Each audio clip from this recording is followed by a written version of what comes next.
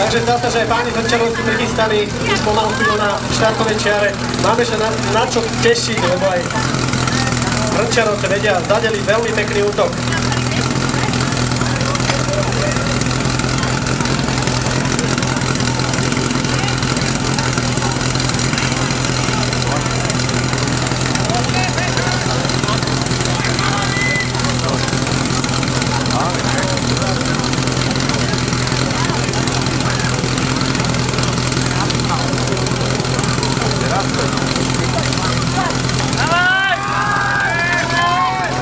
A tento skočík bol výborný. Chalani to